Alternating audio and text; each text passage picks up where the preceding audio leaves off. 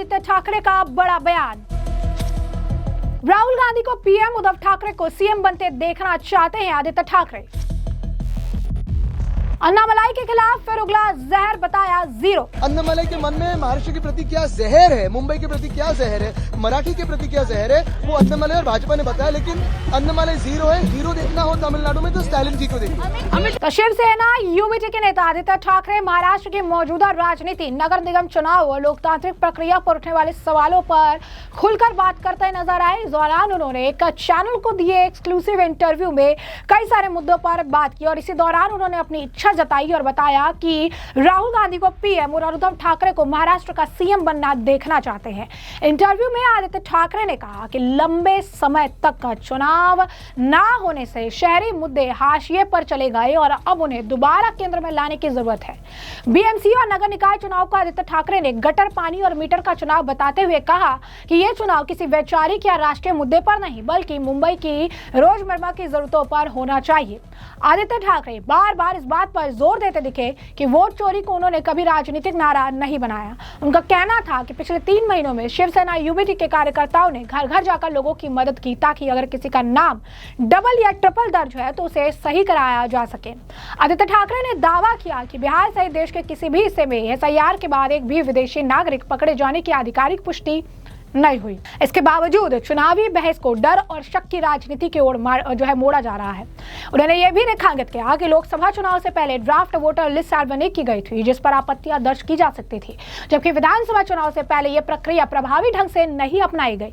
BMC चुनाव से पहले जारी ड्राफ्ट रोल में फिर वही पुरानी गड़बड़ियां दिखाई दे रही हैं। ईवीएम बनाम बैलेट के सवाल पर आदित्य ठाकरे ने कहा, मतदाता को यह जानने का अधिकार होना चाहिए कि उसका वोट सुरक्षित है भी या नहीं। यानी कहीं ना कहीं एसआईआर को लेकर तो बयान दे भी रहे हैं लेकिन इसे लेकर किनारा भी कर रहे हैं। कहीं ना कहीं कांग्रेस के बातों में जो है साथ भी उसके चलने की कोशिश कर रही है, लेकिन दूसरी तरफ अपने स्टैंड को रखने का प्रयास भी करते आदित्य ठाकरे नजर आ रहे हैं। बता दें आपको कि इस वक्त बीएमसी चुनाव को लेकर महाराष्ट्र में काफी ज्यादा सक्रिय स्थिति में सभी राजनीतिक पार्टियां आ चुकी है। बीएमसी चुनाव जहां पर ठाकरे ब्रदर्स के लिए स्वाभिमान का चुनाव, अपनी शाख को बचाने का चुनाव हो चुका है, तो वही दूसरी तरफ अपने डेवलपमेंट को लेकर इस चुनाव पर जो है महायुति अपना दमखल जो है आजमा रही है। इस बीच आदित्य ठाकरे इस इंटरव्यू में काफी सारे बयान भी देते नजर आए।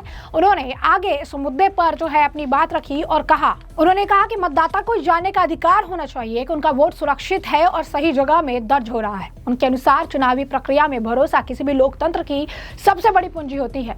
संजय राउत के 10 मिनट के मुंबई बंद वाले बयान पर भी उन्होंने सफाई दी और ये कहा कि शिवसेना कभी अराजकता की राजनीति नहीं करती। उनका दावा था कि अतीत में भी पार्टी ने मुंबई की सुरक्षा और आर्थिक गतिविधियों को प्राथमिकता दी है। एकनाथ शिंदे प्रकरण पर उन्होंने कहा कि केंद्रीय बलों का राजनीतिक इस्तेमाल हुआ जबकि उद्धव ठाकरे के टकराव से बचने का फैसला लिया। राहुल गांधी की वोट चोरी संबंधित पहल पर उन्होंने कहा कि अकल की नकल हो सकती है। अगर कहीं चुनाव गड़बड़ी पकड़ने का मॉडल है तो उसे अपनाने में कोई बुराई नहीं है। उन्होंने ये भी कहा कि भाजपा खुद बंगाल में एसआईआर और वोटर लिस्ट पर सवाल उठा रही है। इसी के साथ साथ आपको बता दें कि शिवसेना यूबीटी के एजेंडे पर बोलते हुए आदित्य ठाकरे ने संदेश देने की कोशिश की कि मुंबई का चुनाव किसी वैचारिक या भावनात्मक ध्रुवीकरण से नहीं बल्कि रोजमर्रा की नागरिक जरूरतों से जुड़ा हुआ है। यह रणनीति शहरी मतदाता को सीधे प्रभावित करने की क्षमता रखती है जो लंबे समय से स्थानीय प्रशासन और बुनियादी सेवाओं को लेकर असंतोष जाहिर करता रहा है। उन्होंने कहा, शिवसेना यूबीटी का अभियान 2 बातों पर केंद्रित है। पहले 25 साल का काम और आगे की योजना। अंत में आदित्य ठाकरे ने 2 टुक कहा, चुनाव जीतना या हारना अलग बात है लेकिन चुनाव निष्पक्ष होना चाहिए। अगर आज ये गड़बड़ी हमारे साथ है तो कल किसी और के साथ भी हो सकती है। वो यही नहीं रुके, उन्होंने अपनी बात आगे रखी। मुंबई में सियासी माहौल गर्म है और ऐसे में आपको बता दें कि महाराष्ट्र में नवनिर्माण सेना के प्रमुख जो हैं मनसे प्रभुराज ठाकरे ने तमिलनाडु बीजेपी अध्यक्ष अन्नामलाई के खिलाफ हमला बोला था और अब ठाकरे ब्रदर्स की संयुक्त रैली में राज ठाकरे ने जो बयान दिया उसके बाद आदित्य ठाकरे की भी इस मामले में एंट्री हो गई। आपको बता दें कि राज ठाकरे ने न सिर्फ हिंदी थोपने के खिलाफ चेतावनी दी बल्कि अन्नामलाई के नाम का मजाक उड़ाते हुए रसमलाई कह डाला। उन्होंने ये कहा था कि एक रसमलाई तमिलनाडु से मुंबई आया है, तुम्हारा यहाँ क्या कनेक्शन है जो आए हो, हटाओ लूंगी बजाओ पूंगी। राज ठाकरे ने सवाल उठाया था कि तमिलनाडु बीजेपी नेता को मुंबई के मुद्दे में दखल देने की आखिर क्या जरूरत है। काल परवाकडे कोणतरी एक तामिळनाडू बंद रसमलाई आली होती,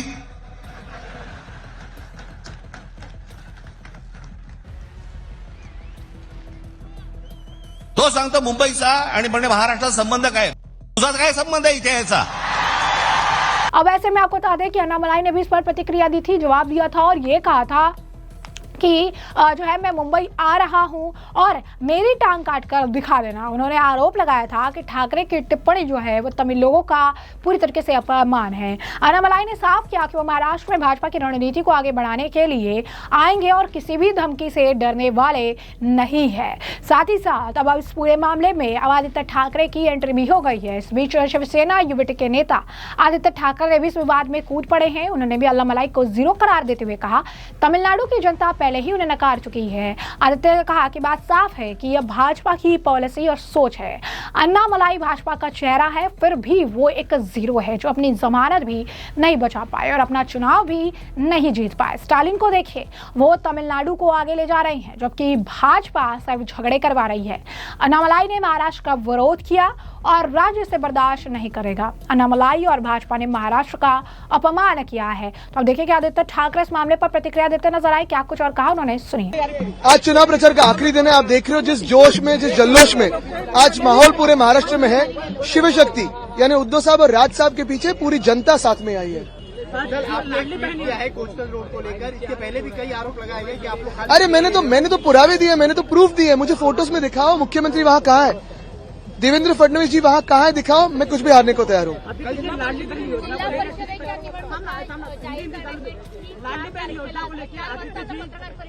आता ती पत्रकार परिषद नेमकी काय आहे हे बघूया। लाडली बहन योजना हो या कोई भी योजना हो, अभी भाजपा पे विश्वास कोई रखता नहीं है। पिछले 6 महीनों से लाडली बहन के कोई ये नहीं दिए थे, पेमेंट नहीं दी। देवेंद्र फडणवीस ने कल जिस प्रकार से सभा ली, उन्होंने कहा कि मुंबई में जो कह रहे हैं कि मराठी मुंबई अस्तित्व की बात कर, अगर मुंबई देवेंद्र जी के हाथों में जाए, जो पिछले 4 साल में प्रशासक करके वो कर रहे हैं, तो मुंबई को पूरा का पूरा वो अदानी के हाथों में देंगे और ये सत्य बात है। और अगर वीडियो की बात हो तो जिस नीतीश कुमार जी ने संघ मुक्त भारत चाहिए ऐसा ऐलान किया था, उनके साथ भाजपा क्यों गई है? अमित शाह जी का भी वीडियो है जहां वो कहते हैं कि अभी नीतीश कुमार जी के लिए हमेशा के लिए दरवाजे बंद है। वो क्यों किया? सत्ता को चिपके नहीं है? चंद्रबाबू जी जिन्होंने मोदी जी की आलोचना की थी, उनके साथ क्यों गए? सत्ता को क्या चिपके नहीं है? तो ये सारी बातें देखिए। अन्नामलाई जीरो है, लेकिन अन्नामलाई का महाराष्ट्र द्वेष, अन्नामलाई के मन में महाराष्ट्र के प्रति क्या जहर है, मुंबई के प्रति क्या जहर है, मराठी के प्रति क्या जहर है, वो अन्नामलाई और भाजपा ने बताया। लेकिन अन्नामलाई जीरो है। हीरो देखना हो तमिलनाडु में तो स्टालिन जी को देखिए। तो जैसा कि आपने उनका बयान सुना, तो वह इस पूरे मामले पर हमने आज जो है आपको विस्तार से जानकारी दे दी है और इस पूरे मामले पर आपकी भी जो राय हो कमेंट सेक्शन में कमेंट करके जरूर से जरूर साझा करिएगा। धन्यवाद।